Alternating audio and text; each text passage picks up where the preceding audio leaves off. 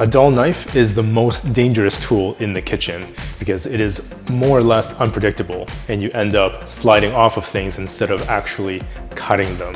Keeping your knife nice and sharp will give you more confidence to cook more in the kitchen.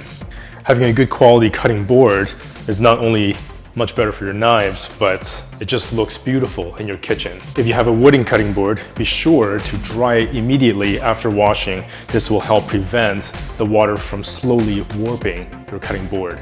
Having an organized kitchen will help you keep inventory of what you have and what you need to pick up when you do your grocery runs. And when you're cooking, you know where everything is and you can be in complete control of your environment.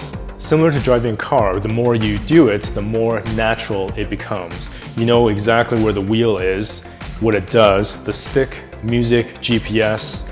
The more organized you are in your kitchen, in your cooking space, the more organized your skills are in your mind.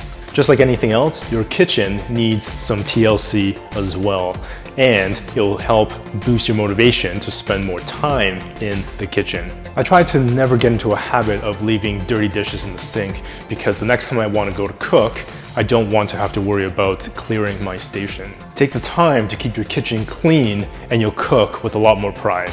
Learning how to make food takes practice, there's no doubt about that, but it can save you an incredible amount of money. I absolutely enjoy going to coffee shops and splurging on a premium drink that I can enjoy in a branded cup. But spending around $5 per drink can really add up. So oftentimes I would make my own premium coffee or matcha drink at home, knowing exactly what's going in there and with a cost that runs around less than $1 per drink. Then you can have a little fun and find a tumbler that matches your style. Coffee is only part of eating out.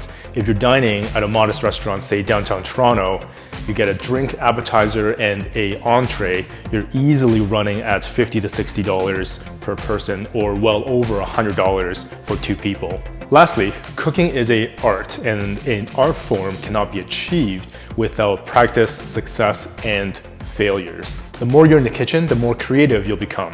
Start with real simple recipes and you'll be amazed at what you can do because it really doesn't take much to create something incredible. Once you get that feeling after you've created something so delicious that you say, if I was served this at a restaurant, I would be impressed. That kind of feeling, that kind of experience, that kind of value you can't put a dollar amount to. Because learning to make food is to acquire a skill that nobody can take from you, but one that you can share with others. Thank you for joining me on my channel.